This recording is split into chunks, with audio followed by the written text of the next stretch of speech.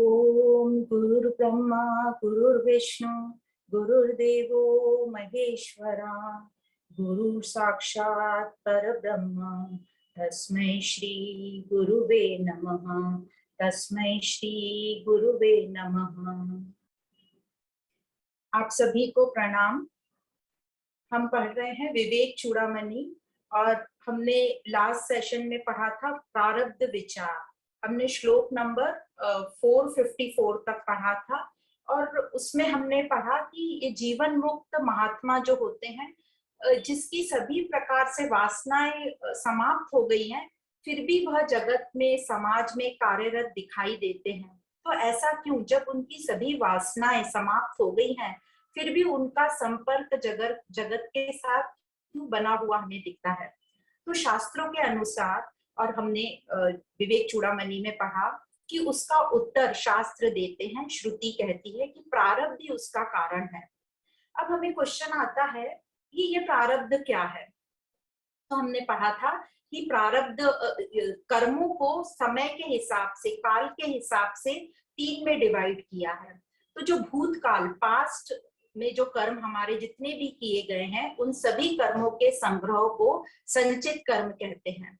और उन कर्मों में से, मतलब संचित कर्मों में से जो आज प्रेजेंट में, वर्तमान में परिपक्व हो गए, मैच्योर हो गए हैं, जो आज हमारे सामने है, इस जीवन काल में आज जो हमारे सामने है, उनको कहा जाता है प्रारब्ध कर्म।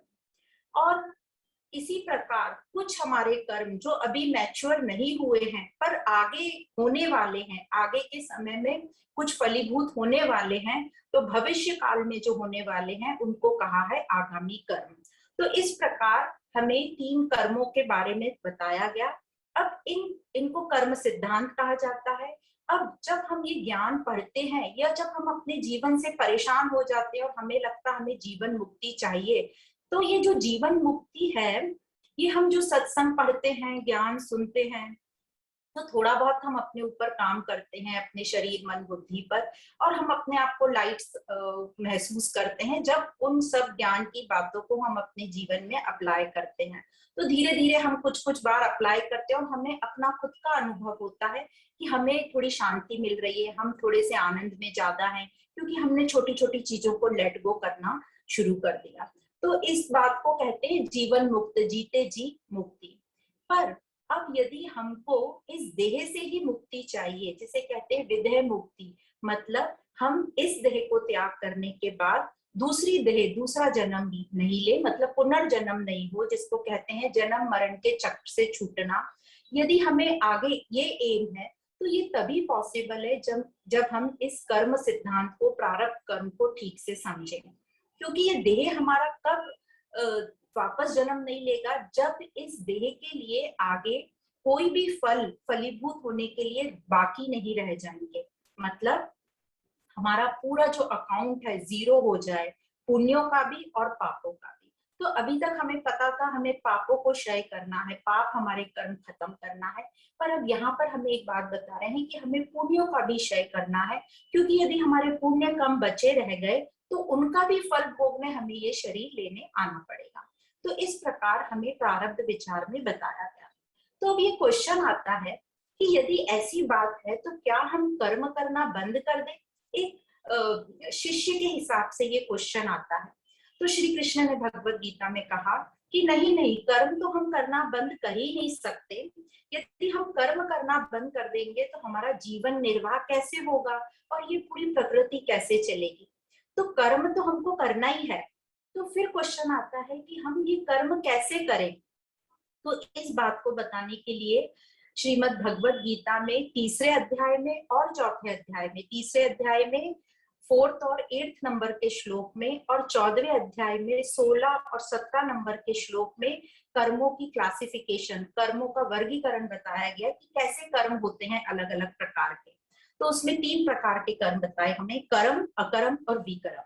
तो कर्म में भी हमें और डेफिनेशन आगे बताई गई कि कर्म में होता है, एक तो जो भी हम करते हैं वो कर्म होता है। तो उसमें सबसे पहले बताया गया सकाम कर्म। सकाम कर्म मतलब जो कर्म हम अपनी इच्छा पूर्ति के लिए करते हैं। तो जो भी कर्म हम अपनी इच्छा पूर्ति के लिए करते हैं उसमें दोनों चीज आएंगी, पाप भी होंगे और पुण्य भी होगा। तो इसमें दोनों आ गए, पाप और पुण्य।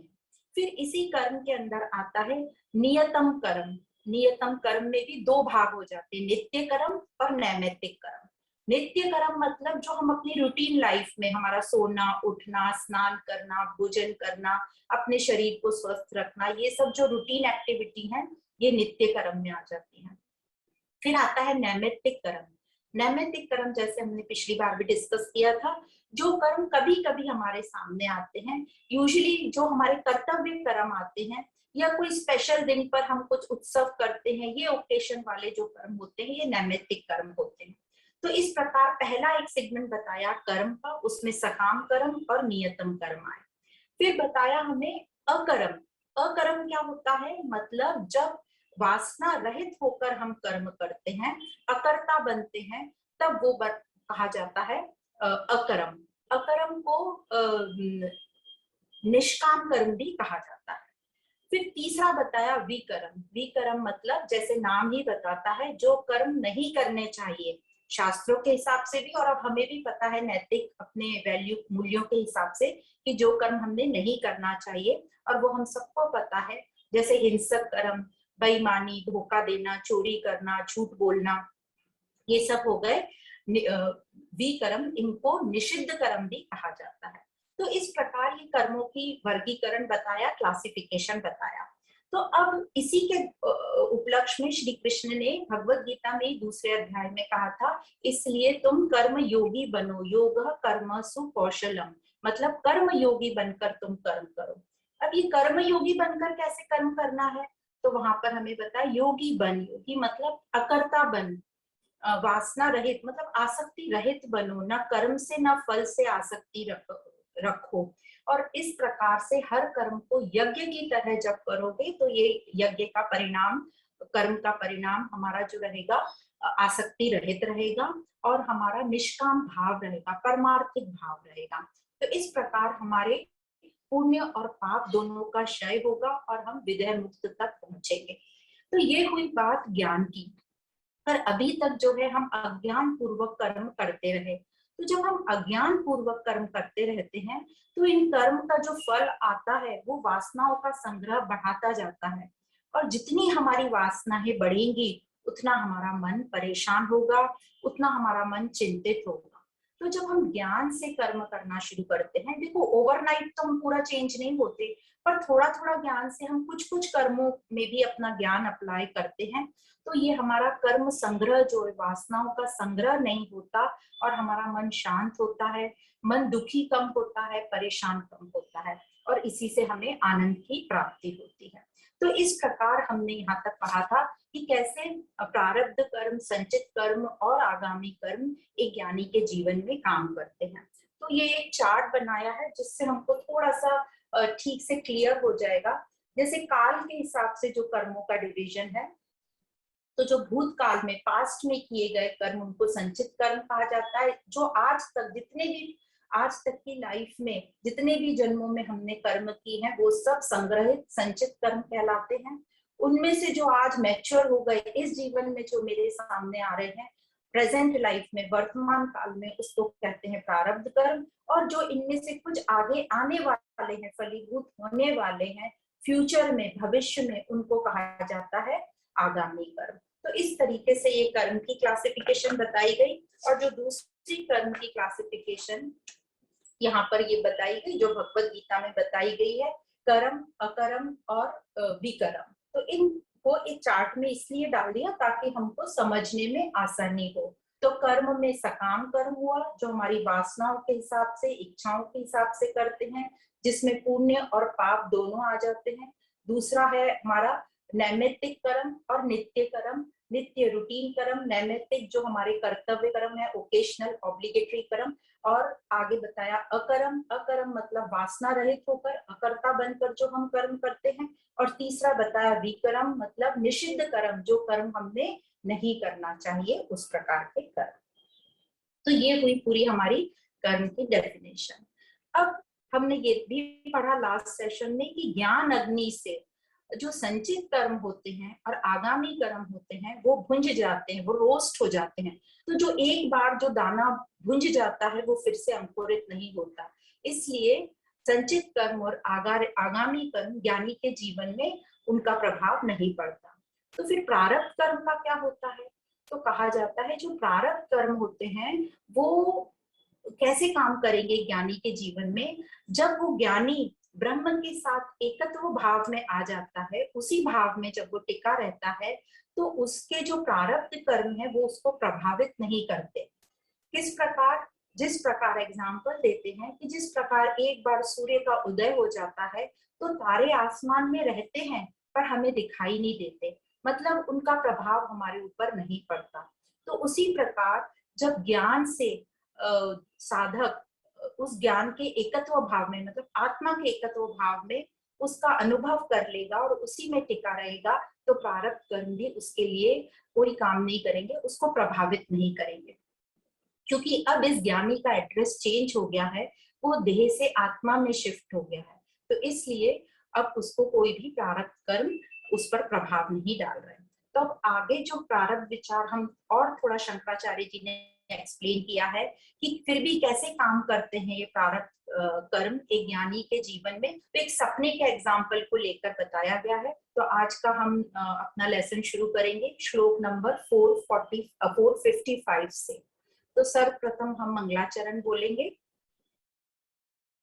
सर्व वेदांत सिद्धांत गोचरम तम गोचरम गोविंदम परमानंदम सद्गुरुं प्रणतोस्म्यहम् सद्गुरुं प्रणतोस्म्यहम्।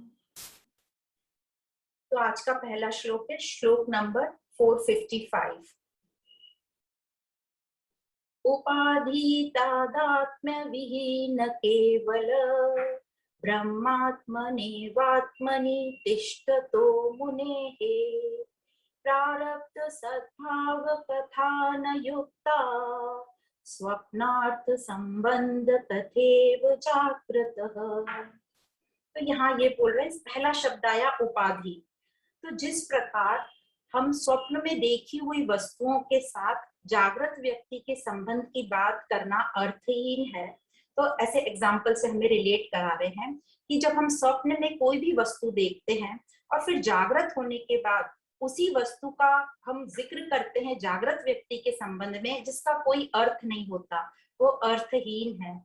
तो उसी प्रकार जिस व्यक्ति ने उपाधियों के साथ अपना संबंध छोड़ दिया है या उपाधियों के साथ उसका संबंध नहीं है, वह आत्मज्ञानी है जो अद्वैत ब्रह्म रूप में टिका हुआ है। तो उसके साथ प्रारब्ध कर्मों की बात करना उचित नहीं है, अर्थहीन ही है। तो यहाँ शब्द आया है केवल। केवल का मतलब है जिसका उपाधियों के साथ कोई संबंध नहीं है, जो उपाधियों से प्रभावित नहीं होता। देखो उपाधियां तो रहेंगी पर वो प्रभावित नहीं होता उन उपाधियों से, तो वो उपाधि मुक्त है।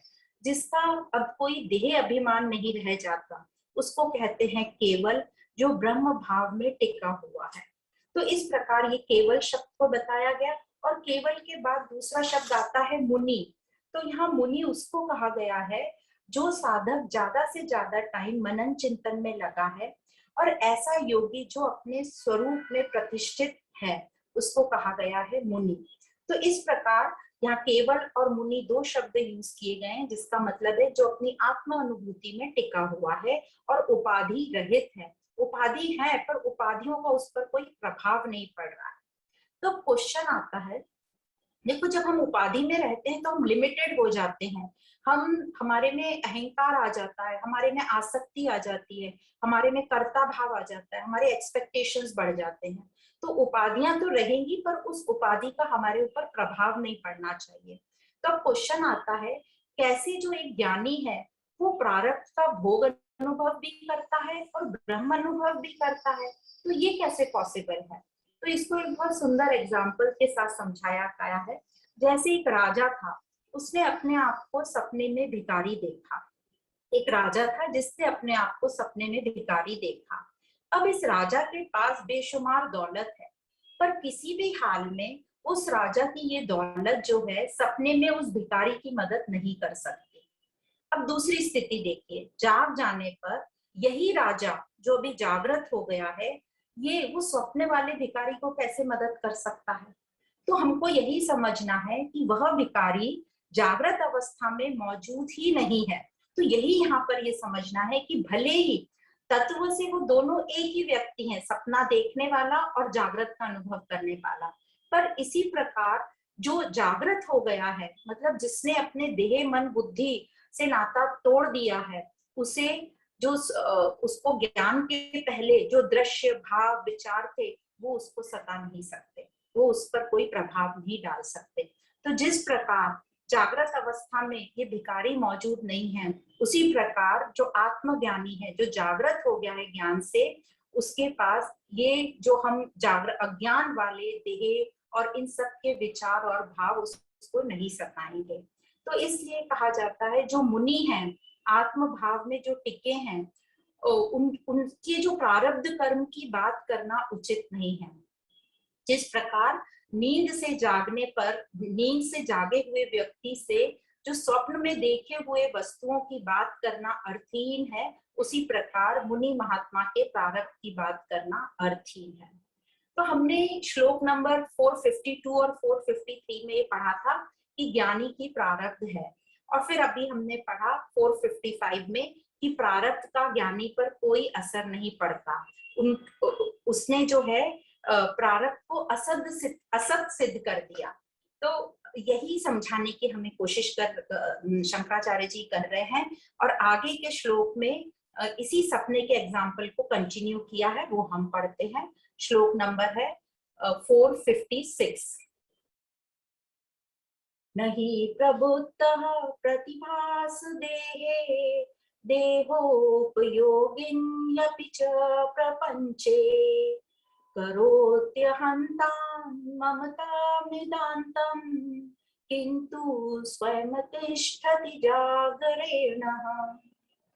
तो पिछले श्लोक का ही भाव यहाँ पर और स्पष्ट किया जा रहा है, और शंकराचार्य जी यहाँ बता रहे हैं कि स्वप्न से जागने के बाद कोई भी अपने स्वप्न शरीर को अपना नहीं समझेगा। मतलब स्वप्न शरीर के प्रति अहमता भाव नहीं रहेगा, मैंपन नहीं रहेगा कि वो शरीर ही मेरा है। दूसरा, जो सपने में उसने वस्तुएं देखी थी, तो वो सपने की जो वस्तुएं हैं, जाग आने के बाद उन वस्तुओं के प्रति कोई ममत्व भाव नहीं रहेगा, ममता नहीं रहेगी, या उनके लिए मेरापन नहीं रहेगा। जैसे सपने में हमने एक परिवार देखा, तो हमें जागने के बाद उसके उस घर और उस परिवार के लिए मेरा है नहीं रहेगा, कि मेरा घर, मेरी बेटी, मेरी संपत्ति, ये नहीं रहेगा। न ही जागने के बाद उस सपने वाले परिवार के लिए हम कोई टिकट बुकिंग करेंगे, या उनके साथ घूमने का प्लान बनाएंगे, या उनका कोई लाइफ इंश्योरेंस करेंगे, ऐसा कुछ नहीं होता। और तो ये दो बातें बताई, सपने का जो शरीर है उसके साथ अहमता नहीं रहेगी, मतलब मैंपन नहीं रहेगा, और सपने के साथ जो वस्तु, सपने में जो वस्तु और व्यक्ति देखे उनके प्रति ममत्व भाव नहीं रहेगा, मेरा है नहीं रहेगा। और तीसरा बताते हैं, सपने में जो सीन देखे, इधर उधर के जो भी दृष्टि हमारी गई, मतलब जो हम कहते हैं यह है वह है, मतलब इदमता कहा है उसको, तो यह पना भी जो है जाग आने पर उसकी भी कोई सत्यता नहीं रहेगी। तो एक बार व्यक्ति जब जाग जाता है, तो ये तीनों प्रकार का, मतलब अहमता, ममता और इदमता, ये तीनों ही नहीं रहते।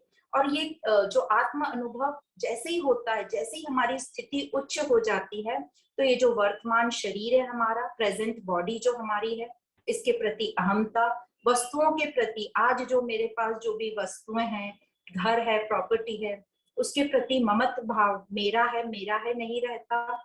और जो भी दृश्य हमें इस जगत में दिखते हैं, जिसको हम यह है वह है कहते हैं, इदमता, वह भी नहीं रहता। तो एग्जाम्पल से जैसे हम समझते हैं कि जिस प्रकार हम एक हवाई जहाज में बैठते हैं, जैसे ही वो हवाई जहाज ऊपर की ओर उड़ना शुरू करता है, तो नीचे की सभी वस्तुएं हमें छोटी छोटी दिखाई देती हैं, और धीरे धीरे जब वो जहाज और ऊपर चला जाता है, तो वस्तुएं दिखना बंद हो जाती हैं। तो इसी प्रकार आत्म अनुभवी को इन सब चीजों में जागृत होने के बाद कोई भी सत्यता नहीं लगेगी।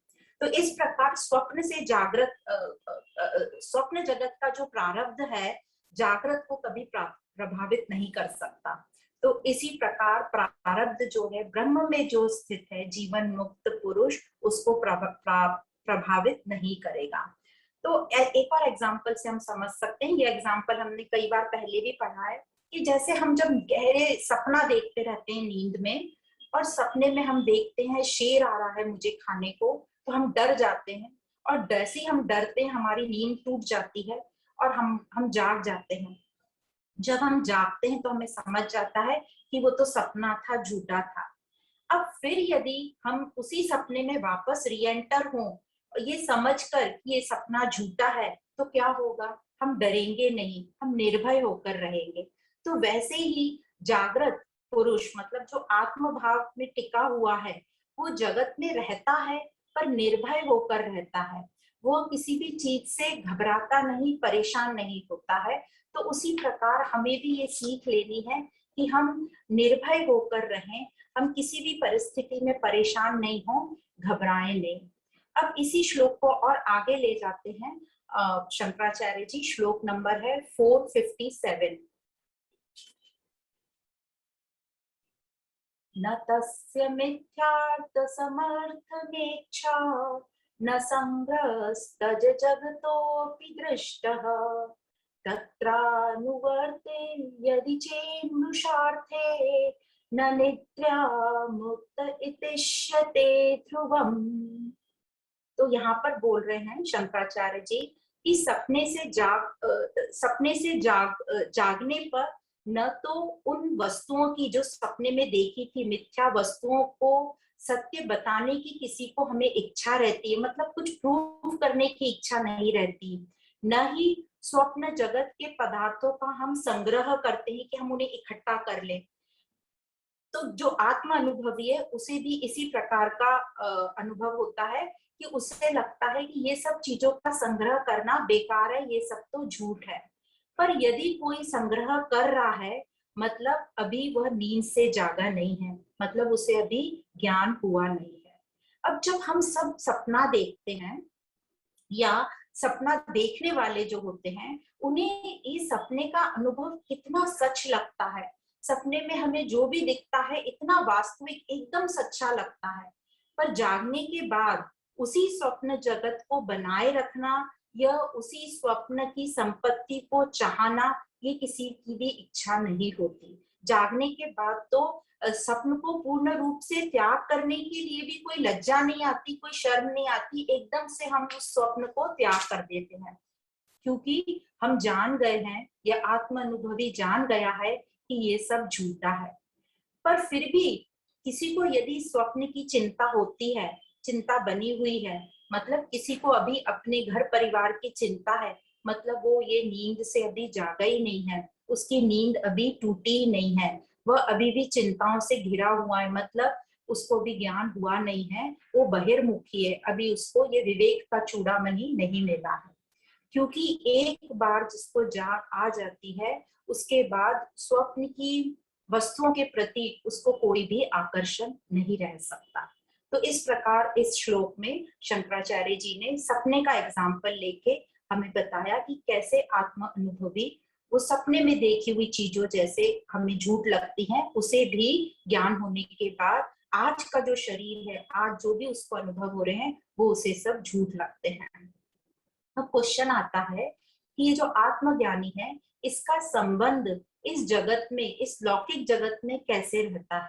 तो इसको आगे के श्लोक में बताया है, श्लोक नंबर 458। तद्वत्परे ब्रह्मणि वर्तमानः सदात्मना तिष्ठति नान्यतीक्षते स्मृतिर्यथा स्वप्नविलोकितार्थे तथा विदः पाशन्मोचनादौ। तो यहाँ बता रहे हैं कि जो आत्मज्ञानी है वह हमेशा सदैव ब्रह्म भाव में स्थित रहता है। तो जिस प्रकार जागने पर व्यक्ति को सपने की वस्तुओं की याद रहती है उसी प्रकार आत्मवेता मतलब जो आत्मा में अनुभव है, उसको अपने भोजन आदि क्रियाओं की, जो शरीर में जो भी हमारी क्रियाएं होती हैं उसकी उसको याद रहती है। ऐसा नहीं कि वो शरीर को भूल जाता है, उसको सब याद रहता है कि उसके शरीर की क्रियाएं कैसे कैसे चल रही है, मतलब उसको कब भोजन करना है, कब सोना है, कब जागना है, वो उसे जैसे हमें सपना याद रहता है उतना उसे याद रहता है। तो इस प्रकार आत्मज्ञानी का जो संबंध है इस जगत में ठीक वैसा ही रहता है जैसा जागने पर हमारा स्वप्न के साथ संबंध रहता है। तो आत्म अनुभव में जो उसको ब्रह्म के सिवा और कुछ भी दिखाई नहीं देता। जैसे जागने पर हमें स्वप्न दिखाई नहीं देता क्योंकि हम समझ गए, अभी हम जाग गए हैं और हमें उसका स्वप्न का कुछ भी विचार नहीं आता, ये उतना ही विचार आता है जितना जरूरत है। तो उसी प्रकार आत्म अनुभव होने पर उसको भी इतना ही विचार रहता है कि मेरा शरीर कैसे चलना है। तो जो शरीर की क्रियाएं हो रही हैं, मतलब जो भी हमारा भोजन, उस आत्मज्ञानी का भोजन हो रहा है, चलना फिरना हो रहा है, वो उसी प्रकार उसको अनुभव करता है जैसे हम सपने को अनुभव करते हैं। और उसने स्वप्न को, मतलब जब उसको ज्ञान नहीं हुआ था उसके पहले जो भी उसके अंदर क्रियाएं चल रही थी उन सबको उसने असत कर दिया है, जैसे हमने सपने को असत कर दिया है। तो इस प्रकार जो आत्मज्ञानी की शरीर की क्रियाएं चलती रहती हैं। अब उस क्रियाओं के साथ या कोई भी उपाधि के साथ उसका लगाव नहीं होता, वो अटैच नहीं होता, वो अपने कर्तव्य कर्म करता रहता है, अपने रोल को पूरी तरह ठीक से निभाता है, पर उससे अटैच नहीं होता। जैसे हम संसार में रहते हैं वैसे ही आत्मज्ञानी भी संसार में रहता है, वो घूमता फिरता है, भोजन आदि करता है, पर उनसे लिप्त नहीं होता, अटैच नहीं होता। जैसे कि भगवत गीता में भी 5वें अध्याय में कहा है भगवान श्री कृष्ण ने कि कमल के पत्ते की भांति, जैसे कमल का पत्ता पानी में रहता है पर गीला नहीं होता है, वो उसी प्रकार आत्मज्ञानी जो है अपनी कोई भी क्रिया से लिप्त नहीं होता। तो हमारे लिए सीख यहाँ से यही है कि हम भी अपने व्यवहारिक जीवन में जो रोल अदा करना है वो अदा करें, पर उन रोल से हम आसक्त नहीं हो, अटैच नहीं हो। हमें उपाधियों से बंधना नहीं है। यदि हम उपाधियों से बन जाएंगे तो हम और करोड़ों कर्म अपने बनाते चले जाएंगे। जैसे हर रोल में हम, जैसे माँ का रोल है, पत्नी का रोल है, बॉस का रोल है, इन सब रोल में हम जब जब आएंगे तो हमें गुस्सा भी आएगा, हमें एक्सपेक्टेशन बढ़ेंगे, हमारी शिकायतें रहेंगी, हमें अहंकार रहेगा। तो इन सब के चलते चलते हम अच्छे कर्म तो करेंगे, साथ साथ हमारे पाप कर्म भी बहुत इकट्ठे होते जाएंगे। तो हमें कुछ वक्त दिन में कम से कम एक बार अपने आप को अकर्ता बनकर देखना है कि अकर्ता बनकर मेरे साथ मुझे क्या अनुभव हो रहा है। हमें अपना थोड़ा थोड़ा वाणी पर कंट्रोल करना है, मतलब मौन रखना है। कहने का मतलब जहां जितना जरूरी है बस उतना ही बोलना है। हमें ध्यान ही नहीं रहता, हम अननोइंगली बहुत सारी बातें कर जाते हैं जिसका कोई मतलब नहीं होता। तो हमें अब ध्यान रखकर उतने ही शब्द मुंह से निकालने हैं जितने जरूरी हैं। हमें थोड़ा थोड़ा मनन चिंतन करते रहना है। तो इस प्रकार हमें यहाँ से अपनी प्रैक्टिकल लाइफ में यही सीखना है कि थोड़ा थोड़ा दिन में एक बार हम अकर्ता बनकर देखें और इन सब चीजों पर हम काम करें, खास करके अपनी वाणी पर, और मनन चिंतन करते रहें। मनन चिंतन क्या करना है?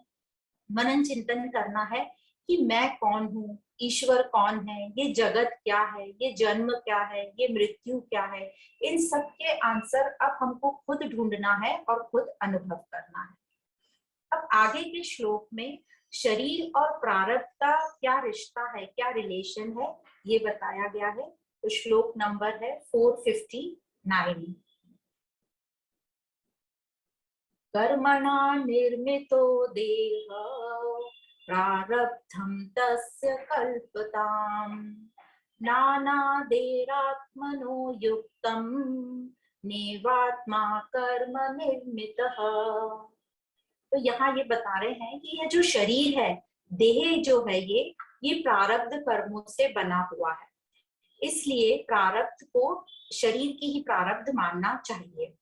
और जो आत्मा है उसको प्रारब्ध का मानना तो बिल्कुल ठीक नहीं है, क्योंकि आत्मा कर्मों से बना नहीं है, आत्मा कर्मों से बंधा हुआ नहीं है। तो यहाँ आचार्य हमको ये बताना चाह रहे हैं कि जो जीवन मुक्त है, वह जिसने ब्रह्म और आत्मा के एकत्व का अनुभव कर लिया है, इस स्थिति में आने पर अब वह विषय भाव के स्तर पर नीचे नहीं उतरेगा। मतलब अब उसकी स्थिति ऊंची हो गई है, तो इस स्थिति में आने पर अब वो नीचे नहीं उतरेगा। तो क्वेश्चन आता है कि फिर ये जो बड़े बड़े महात्मा लोग हैं, इनको हमने कई बार बड़ी बड़ी बीमारियां होते देखा है, गरीबी देखी है उनके साथ, उनके जीवन में कई प्रॉब्लम आते हुए देखे हैं कि उनका पूरा जीवन मुश्किलों से भरा हुआ है। तो इन सब का क्या लॉजिक है? तो इसको आचार्य समझाते हैं कि इस श्लोक में ही बता रहे हैं कि ये सब जो पूर्व जन्म में किए गए सकाम कर्मों का रिजल्ट है, वासनाएं हैं पुराने जन्मों की।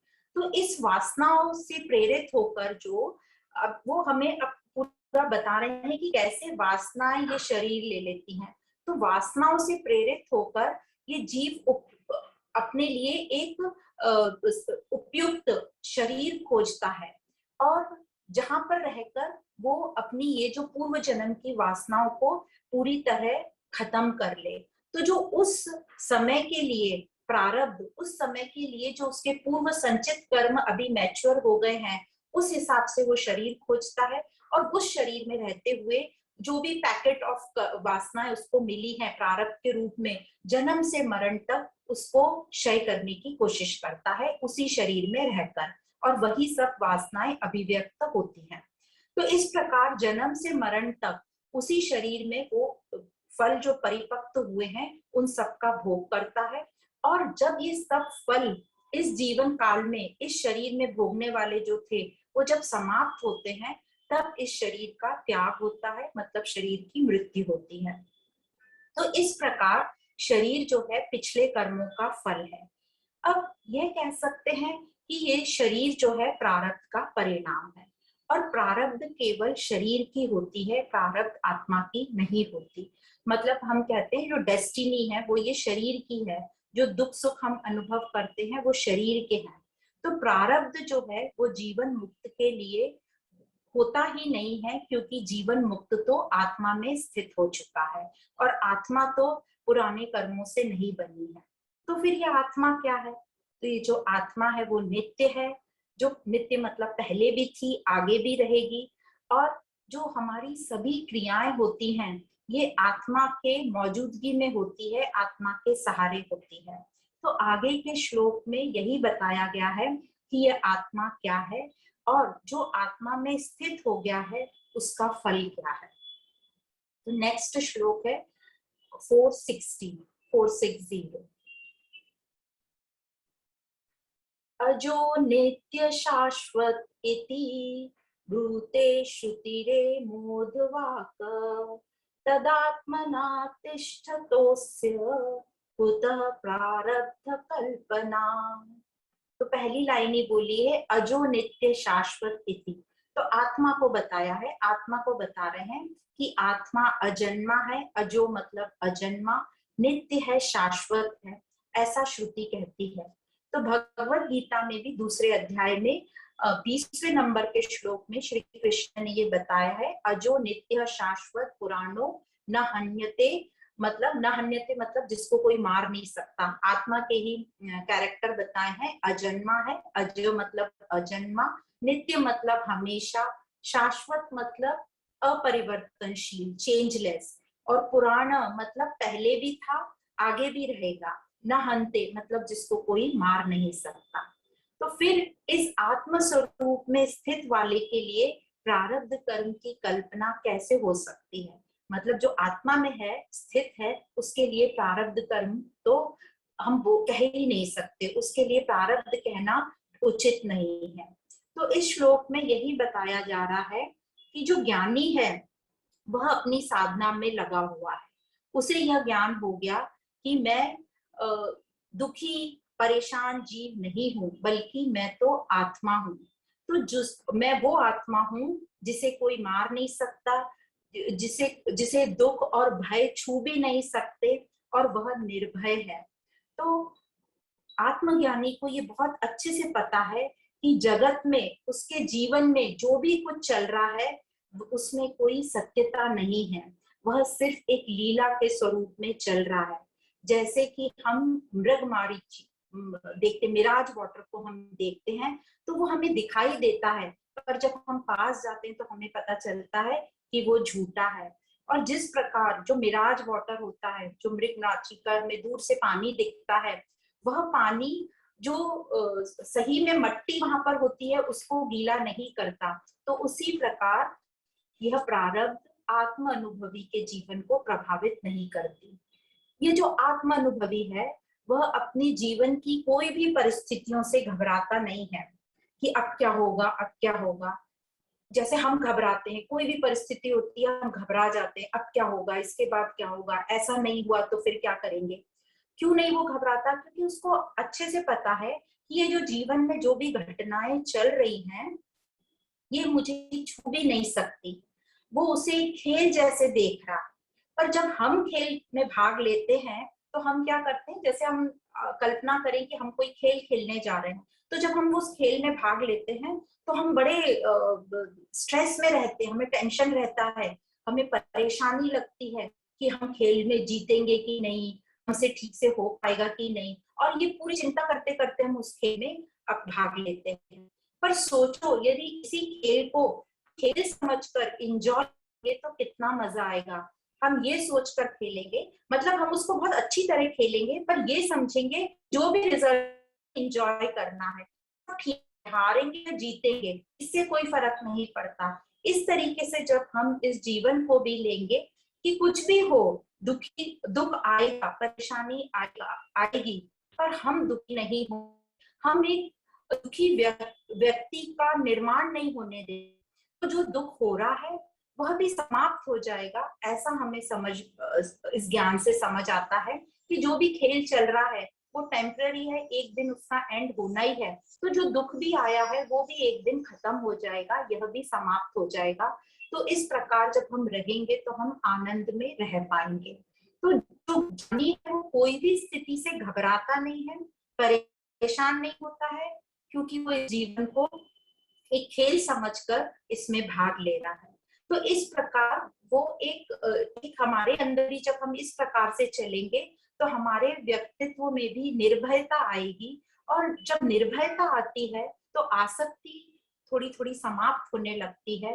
हमें लोगों से आशाएं, एक्सपेक्टेशन हमारे समाप्त होने लगते हैं। हमारे अंदर स्वाभाविक ही एक वैराग्य जैसी स्थिति आ जाती है। और जब ये स्थिति पर हम पहुंचेंगे तो हमारे साथ ही एक बहुत अच्छा नाता बन जाएगा, एक प्रेम, शांति, आनंद का रिश्ता कायम होगा, और हमारा व्यक्तित्व एक दर्पण के समान हो जाएगा। दर्पण के समान मतलब दर्पण प्रेजेंट में रहता है, किसी भी चीज को वो पकड़ के नहीं रखता, वो जैसी चीज होती है वैसा रिफ्लेक्ट करता है, और वो पास्ट में जाता है न ही फ्यूचर में रहता है। वो आने वाले को वेलकम करता है और जाने वाले को गुड बाय करता है, किसी को होल्ड नहीं करके रखता, सहज में रहता है। मतलब हमको भी सिंपल रहना है, जो हम हैं वैसे ही हमें रहना है, कुछ बनकर नहीं रहना है। जब भी हम कुछ बनकर रहते हैं तो उसमें अहंकार आता है, कर्तापन आता है, और इन सब के चलते हमारा मन परेशान होता है और अशांत होता है। तो हमारी यही प्रैक्टिस होगी यह ज्ञान पढ़कर कि हम निर्भय कैसे हों। निर्भय का एक ही तरीका है, जो भी कुछ चल रहा है परिस्थितियां, उससे हमें परेशान नहीं होना है, घबराना नहीं है। तो एग्जाम्पल बहुत से महात्मा देते हैं कि जैसे हम कोई गेम खेलते हैं, जैसे हम कोई ये वाटर पार्क वगैरह में जाते हैं तो उसमें अलग अलग तरह की राइड्स होती हैं, ऊपर से चलते हैं और एकदम जोर से नीचे से आते हैं फोर्स में। पर कई लोग बहुत जोर जोर से चिल्लाते हैं, कई लोग उसको एंजॉय करते हैं कि ठीक है नीचे जाकर भी मुझे कुछ नहीं होने वाला है, मैं फिर से ठीक ठाक ऊपर आ जाऊंगा। तो वो निर्भय रहेगा, शांत रहेगा, पर इंजॉय करेगा, साथ में आनंद में रहेगा। तो उसी प्रकार हमें भी ये प्रैक्टिस धीरे धीरे करनी है कि हम थोड़ा थोड़ा कर्ता भाव लाएं अपने अंदर, थोड़ा निर्भय हुए कि जो भी हो रहा है सब ठीक है। कुछ कोई बहुत बड़ी मुसीबत नहीं आएगी मेरे ऊपर यदि कुछ गड़बड़ भी होता है बाहर के जगत में, छू नहीं सकता, को छू नहीं सकता, तो जो हो रहा है सब ठीक है। इस तरीके का जब हम अपना मनस्थिति बनाएंगे तो हम आगे बढ़ सकते हैं। तो आगे के श्लोक में बताते हैं कि ये जो प्रारब्ध है ये कब तक रहेगी। तो इसका आंसर है कि जब तक ये देह भाव रहेगा हमारे अंदर तब तक प्रारब्ध रहेगी, और जैसे ही देह भाव नष्ट होता है तो प्रारब्ध भी काम करना बंद कर देती है। तो इसी को नेक्स्ट श्लोक में बताया गया है, श्लोक नंबर 461। प्रारब्धं सिद्धयति तदा यदा देहात्मना स्थितिः देहात्म भाव नैवष्टः प्रारब्धं त्यज्य यथा मतः। तो प्रारब्ध देहात्म भाव मतलब जिसका देह के साथ संबंध है, मतलब वो अभी भी अभिमान में है। तो प्रारब्ध तो तभी तक है जब तक देह भाव है, अभिमान है। प्रारब्ध देह की ही होगी जो पूर्व कर्मों का फल है। जिसको देह भाव रहेगा वो इन प्रारब्ध कर्मों को क्लेश से परेशान होकर, पर जिसके लिए देह भाव है नहीं, इसलिए उसके प्रारब्ध की बात छोड़ देना ही उचित है। ये तो यहाँ शंकराचार्य जी यही कह रहे हैं कि जो जीवन मुक्त है उसका संबंध उसके साथ अब प्रारब्ध की बात जोड़ना ही नहीं चाहिए, क्योंकि उसका प्रारब्ध से कोई संबंध नहीं है। तो हमने अभी तक समझा कि जो संचित कर्म और आगामी कर्म थे वो ज्ञान अग्नि में उनका नाश हो गया, वो भुंज गए। पर ज्ञानी को अब यह भी पता है कि प्रारब्ध कर्म क्या है, और हम अब समझ रहे हैं कि ये प्रारब्ध कर्म क्या है। तो प्रारब्ध कर्म अब दो तरीके से देखे जाते हैं, एक तो व्यवहारिक दृष्टि से और एक पारमार्थिक दृष्टि से। व्यवहारिक दृष्टि से मतलब जब हम शरीर मन के लेवल से बात करेंगे, अहंकार से बात करेंगे तो हमारी प्रारब्ध है। पर पारमार्थिक दृष्टि से मतलब हम जब साक्षी भाव दृष्टा भाव से देखेंगे तो यह पारमार्थिक भाव हुआ, और इस भाव से जब हम देखेंगे मतलब हमारा अहंकार नाश हुआ, जीव भाव नाश हुआ, तो यह हो गया हमारे पर प्रारब्ध जो है प्रभावित हमें नहीं कर रही। तो इस प्रकार अब हमें अच्छे से समझ में ये आ रहा है कि जो व्यवहार प्रधान है, जो अहंकार प्रधान है, मतलब व्यवहारिक दृष्टि से प्रारब्ध है, पर जो साक्षी प्रधान है मतलब पारमार्थिक दृष्टि से, मतलब जो आत्म भाव में स्थित हो गया, जिसने देह भाव जिसका छूट गया, उसके लिए प्रारब्ध नहीं है। तो आगे शंकराचार्य जी इसी को और युक्ति से लॉजिकली एक्सप्लेन करते हैं कि शरीर की प्रारब्ध मानना भी एक भ्रम है। तो इसको आगे शंकराचार्य जी ने श्लोक नंबर 462 में एक्सप्लेन किया है। तो श्लोक इस प्रकार है, शरीरस्यापि प्रारब्ध कल्पना भ्रान्तिरेहि अध्यस्तस्य कुतः सत्वम् असत्वस्य कुतो जनिः अजातस्य कुतो नाशः प्रारब्धं सतः कुतः। तो यहाँ बता रहे हैं शंकराचार्य जी कि वास्तव में तो शरीर का भी प्रारब्ध मानना एक भ्रम ही है, क्योंकि जो शरीर है वह खुद ही अध्यारोपित है, वह खुद ही भ्रम से कल्पित है, सुपर इम्पोज्ड है आत्मा पर। और जो अध्यस्त होता है, जो अध्यारोपित होता है, उस वस्तु की तो कोई सत्ता ही नहीं होती, और जिसकी कोई सत्ता ही नहीं है, जो सत है ही नहीं, तो उसका जन्म कहाँ और मरण कहाँ, तो प्रारब्ध भी नहीं हो सकता। तो हमने पंचकोश विवेक में पढ़ा था कि ये जो पांचों कोश हमने शरीर के पढ़े थे, उन सबको नकारा था कि मैं ये भी नहीं हूँ, वो भी नहीं हूँ। तो फिर हमने वहां पर भी एक सर्प और रस्सी के उदाहरण से पढ़ा था कि जैसे रस्सी पर सर्प दिखता है, उसी प्रकार आत्मा पर ये जो शरीर है ये भ्रमित है। तो शंकराचार्य जी इसी एग्जाम्पल को लेकर आगे बड़ी युक्ति से समझा रहे हैं हमें, और इस पर विचार करने को कह रहे हैं। तो फिर से रस्सी और सर्प का एग्जाम्पल आता है, और कहा जा रहा है कि जो रस्सी के ऊपर सर्प दिखाई देता है वह सर्प क्या है? वह अध्यारोपित सर्प है। वह किसको दिखाई देगा? वो एक भ्रमित दर्शक को दिखाई देगा, मतलब जो अंधकार में है उसको दिखाई देगा, मतलब जिसने लाइट शुरू नहीं करी है, अंधकार में ही उस रस्सी को देख रहा है, उसे वो सर्प दिखाई देगा। अब हम ये अच्छी तरह जानते हैं कि जो अंधेरे में देखा जाता है, मतलब अज्ञानता में जो देखा जाता है, उसमें कोई सच्चाई नहीं होती।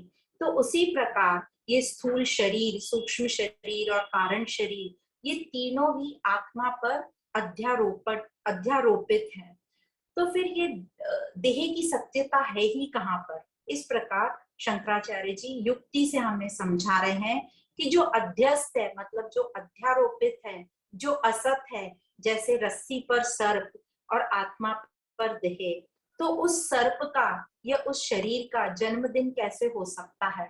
तो इसी को ध्यान में रखते हुए कह रहे हैं, जिस देह का जन्म ही नहीं है तो उसकी मृत्यु भी नहीं है और उसका प्रारब्ध भी नहीं है। तो देह का जो जन्म और मरण है, दोनों को जो प्रारब्ध कह रहे हैं, वे सब आत्मा पर अध्यारोपित हैं, सुपर इम्पोज्ड हैं। तो उसका प्रारब्ध भी कैसे होगा? फाइनली हमको ये समझाना चाह रहे हैं शंकराचार्य जी कि प्रारब्ध जो है वो न तो ही सत आत्मा की है और न ही इस असत शरीर की प्रारब्ध है। तो फिर ये प्रारब्ध क्या है? तो ये प्रारब्ध जो है, ये भ्रमित दर्शक की एक कल्पना मात्र है। मतलब जो अज्ञानी है उसको ये इल्यूजन हो रहा है, उसको ये भ्रम हो रहा है। इस प्रकार प्रारब्ध को काल्पनिक बता दिया गया है। तो ये थोड़ा हमें युक्ति से समझना है, और जब हम इसको समझेंगे धीरे धीरे, तभी हम इस निष्कर्ष तक पहुंचेंगे और इस बात को हम स्वीकार करेंगे। तो इसको बताने के लिए एक छोटा सा दृष्टांत है, उसको बोलते हैं, देखो हमें कहाँ तक समझता है। और ये जो दृष्टांत बोल रहे हैं, इस दृष्टांत का मुख्य उद्देश्य है हमें मनन चिंतन करना है इस दृष्टांत पर। तो ये दृष्टांत इस प्रकार है कि एक देश में एक राजा रहता था। उस राजा जो था वो बहुत ही विख्यात जादूगर भी था, प्रसिद्ध जादूगर भी था। अब उस राजा का एक बेटा, मतलब राजकुमार था, और ये जो राजकुमार था ये बड़े ही मजे से महलों में रहता, घूमता फिरता और बहुत एंजॉय करता। एक दिन वो महल से बाहर निकला, जब उसको पता चला किसी तीसरे से कि ये जो सब राजमहल है, जो राजा है, सब नकली है। क्योंकि जो राजा, जो उसका पिता है, वो जादूगर है और उसने अपने जादू से ये महल खड़ा किया है और खुद को राजा बताता है और उस बच्चे को राजकुमार बताता है। तो असल में न तो राजा है न राजकुमार। ये सुनकर उस राजकुमार का, उस लड़के का दिल बैठ गया और उसको लगने लगा कि ऐसे नकली राजा का बेटा बनकर, ऐसा नकली राजकुमार बनकर और ऐसे नकली राज्य में मुझे नहीं रहना। इससे तो अच्छा है कि मैं मर ही जाता हूँ। तो वो मरने की तैयारी करता है। जैसे ही वो मरने के लिए निकलता है, तो वहां पर इस राजा, जो जादूगर था, इस बच्चे का जो पिता राजा, इसने एक यमराज को प्रकट किया। तो उस राजकुमार के सामने यमराज प्रकट होता है। तो यमराज उससे पूछता है कि तुम कहाँ जा रहे हो? तो ये राजकुमार कहता है कि ये सब नकली है, मुझे अनरियल में नहीं रहना, तो मैं मरने जा रहा हूँ। तो यमराज ने कहा कि जो तुम मर रहे हो वो भी नकली ही है, वो भी अनरियल है। तो इस राजकुमार को अब विचार आता है, जब मेरा जीवन ही नकली है, ये सब कुछ नकली है, मरण भी नकली है, तो सत्य क्या है? यही विचार हमारे में आना चाहिए कि जब ये सब कुछ हमें पता है कि ये सब जीवन का खेल ऐसे ही चलता है, तो सत्य क्या है? मैं कौन हूँ? ईश्वर कौन है? ये जगत है क्या? और ये आध्यात्मिक ज्ञान है क्या? इसको मैं कैसे कर सकता हूँ? मैं कैसे सबको जान सकता हूँ? तो इसी प्रकार का क्वेश्चन हमारे अंदर भी आना चाहिए। तो ये दृष्टांत सिर्फ हमारे चिंतन मनन के लिए है। अब आगे के 2 श्लोक में शंकराचार्य जी ये समझाना चाह रहे हैं, ये हमें बताना चाह रहे हैं कि जब प्रारब्ध है ही नहीं, फिर प्रारब्ध की इतनी चर्चा क्यों की जाती है? श्रुति में वेदों में, उपनिषद में इस प्रारब्ध को क्यों एक्सेप्ट किया जाता है? तो इसी के उपलक्ष्य में आगे के 2 श्लोक बोले गए हैं। श्लोक नंबर 463 और 464। तो 463 श्लोक इस प्रकार है। ज्ञानेन ज्ञानकारस्य समूलस्य लयो यदि तिष्ठत्ययं कथं देहः इति शङ्कावतो जडान् समाधातुं बाह्य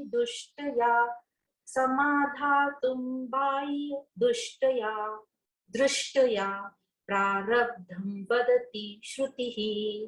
तो यहाँ वर्ड आया है जड़ान। जड़ान मतलब मूर्ख व्यक्ति। तो और दूसरा श्लोक है 464, न तु देहादि सत्यत्व बोधनाय विपश्चिताम् यतः श्रुतेर अभिप्रायः परमार्थिक गोचरः। तो ये 2 श्लोक में बताया जा रहा है, ये चर्चा इसलिए की है, मतलब जिनको शंका है। क्या शंका है कि यदि ज्ञान से अज्ञान मूल सहित नाश हो जाता है तो ज्ञानी का स्थूल शरीर कैसे बना रहता है। जो पहले क्वेश्चन आया था कि महात्माओं की जब वासनाएं पूरी खत्म हो गई तो भी वो इस जगत में, इस शरीर में रहते दिखाई देते हैं और जगत में व्यापार, जगत से संबंध उनका रहता है। तो जिन लोगों को ऐसी शंका है, ऐसी शंका करने वालों को यहाँ पर जड़ बुद्धि बोला है, मूर्खों को मूर्ख बोला है। तो ऐसी शंका करने वाले मूर्खों का समाधान करने के लिए श्रुति बाह्य दृष्टि से प्रारब्ध कह देती है। तो यह चर्चा श्रुति उपनिषदों में लौकिक और सापेक्षता की दृष्टि से की जाती है, मूल विद्यार्थियों की शंका का निवारण करने के लिए। क्योंकि हमारे जैसे जो अज्ञानी हैं, मूढ़ हैं, वो यही समझते हैं कि जीवन मुक्त जगत में कार्य कर रहा है तो प्रारब्ध के कारण ही होगा। हम ये भूल ही जाते हैं कि वह तो ब्रह्म एकत्व भाव में है, विशालता में है, उसकी दृष्टि में तो देह है ही नहीं। तो इस प्रकार हमारा सोच चलता है। पर जो ब्रह्म ज्ञानी है वह तो केवल आत्मा में स्थित है, सर्व साक्षी है। तो हमारे जैसे अज्ञानियों को समझाने के लिए, जो प्रपंच में पड़े रहते हैं, उनकी सहायता करने के लिए उपनिषद ने, श्रुति में, शास्त्रों ने एक मध्य मार्ग निकाला है और हम पर कृपा करने के लिए इस धारणा को मान लेते हैं कि जीवन मुक्त की प्रारब्ध है। पर यह सिर्फ सापेक्षता की दृष्टि से, व्यवहारिक दृष्टि से कहा जा रहा है कि जीवन मुक्त की प्रारब्ध है। पारमार्थिक दृष्टि से जीवन मुक्त का कोई भी प्रारब्ध नहीं होता, क्योंकि वह तो ब्रह्म के साथ एक हो चुका है। तो जिस प्रकार हम ऐसे जो महात्मा होते हैं जीवन मुक्त, हम देखते हैं उनको संसार में अनेक कर्म करते हुए, पर जो उनका भाव होता है वो अकर्ता का भाव होता है, वो वासना रहित होते हैं, मतलब नैष्कर्म काम करते हैं, परमार्थिक भाव से वो काम करते हैं। तो शुरू शुरू में अज्ञानियों को समझाने के लिए, थोड़ी देर के लिए जीवन मुक्त का प्रारब्ध है ऐसा श्रुति मान लेती है। पर धीरे धीरे जो उपनिषद का शिष्य है, वो जो विद्यार्थी बहुत जिज्ञासु है, वह धीरे धीरे सहज ही ये समझ जाता है कि ये जो उपनिषदों का उद्देश्य है वो सत्य स्वरूप ब्रह्म की सत्ता समझाने के लिए है और वो परमार्थिक एकत्व भाव को समझता है। तो अब हमको विचार करना है यही कि ये उपनिषदों का जो उद्देश्य है वो है ब्रह्म की एकत्व को स्थापित करना। तो हमारे में विचार आना चाहिए कि जो जीवन मुक्त है उसको ब्रह्म का एकत्व का भाव आया है। उसी प्रकार मुझे भी ये मनन चिंतन हो कि मैं कौन हूँ, ये जीव कौन है, जगत क्या है, ईश्वर क्या है, ये आध्यात्मिक अभ्यास क्या है, परमात्मा कौन है। जब हम इन सब क्वेश्चनों का मनन चिंतन करेंगे, जब हम अपने स्वरूप को समझ कर चलेंगे, तो ये जो जीवन प्रारब्ध का जो हमारे सामने आती है वो हमें बोझ नहीं लगेगी, बल्कि वो हमें एक आशीर्वाद जैसा लगेगी। हम परेशान नहीं होंगे, हम घबराएंगे नहीं, हम स्वीकार भाव में रहेंगे और हम समझेंगे जो हो रहा है या जो नहीं भी हो रहा वो सब ठीक है। क्या ही तो फर्क पड़ेगा, कुछ चीज ऊपर नीचे होगी तो। और हम दृष्टा भाव से देखेंगे, साक्षी भाव में रहेंगे।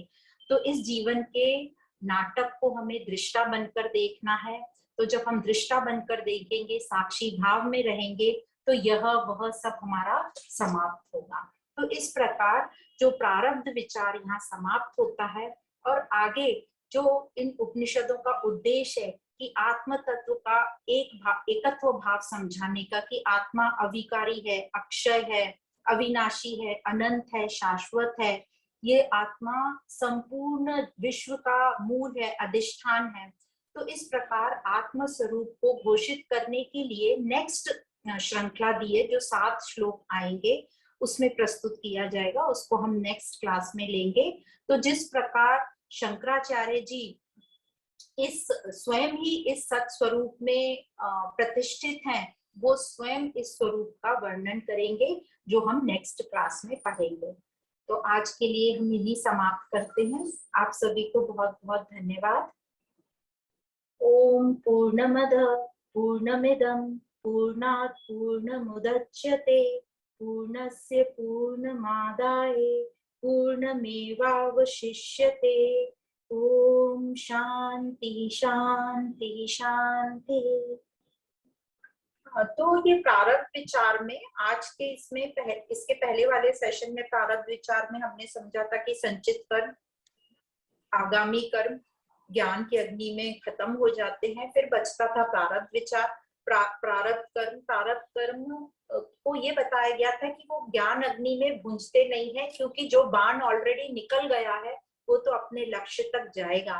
पर उसको बताया गया कि जो आत्म अनुभवी हैं, जो आत्मा के एकत्व भाव में स्थित हैं, उनके लिए ये प्रारब्ध कर्म उनको प्रभावित नहीं करते। तो उसी को आज के प्रारब्ध विचार के 10 श्लोकों में यही बताया गया कि कैसे स्वप्न से जब हम जागृत हो जाते हैं तो स्वप्न हमें झूठा लगता है, उसी प्रकार, और उस सपने का इफेक्ट हमारे जागृत स्थिति पे नहीं होता। उसी प्रकार जो आत्म अनुभवी हैं, मतलब वो जाग गए हैं, और जो अज्ञान में जो भी कुछ उन्हें लग रहा था, ये संसार, जगत, मैं, मेरापन, अहमता, ममता और इदमता, वो सब समाप्त होते हैं और वो उसके आज के जीवन में उसको प्रभावित नहीं करते। तो इस प्रकार बताया गया। और जो महात्मा होते हैं उनके शरीर का पोषण उसी प्रकार होता है जैसे कि हमें एक स्वप्न की अनुभूति होती है, वैसे ही उनके शरीर का पोषण होता है। और उन्हें सब ध्यान रहता है शरीर के बारे में, शरीर की क्रियाओं के बारे में। ऐसा नहीं कि आत्म अनुभव होते से ही वो शरीर को भूल जाते हैं, पर उनका उससे अटैचमेंट नहीं रहता, उधर इतना वो लगाव नहीं रखते। जितना शरीर को चलाने के लिए जरूरी है उतना ही वो अपना पोषण भोजन ग्रहण करते हैं।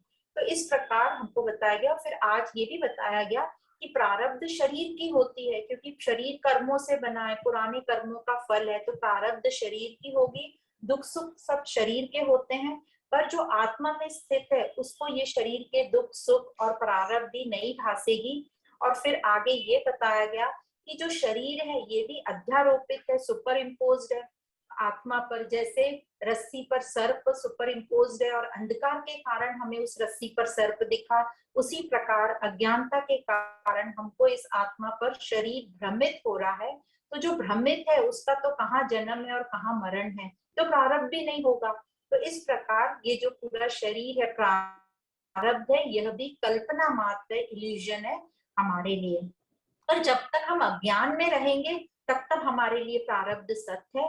जैसे ही हम ज्ञान में आ जाते हैं, हमें आत्म अनुभूति होती है, तो प्रारब्ध हमको प्रभावित नहीं करती, प्रारब्ध हमने असत कर दी। तो इस प्रकार हमें प्रारब्ध के बारे में समझाया गया। इसका बताने का मतलब यही था कि अपनी प्रेजेंट सिचुएशन से भी डरो मत, घबराओ मत, जो भी है, जो हो रहा है सब ठीक है।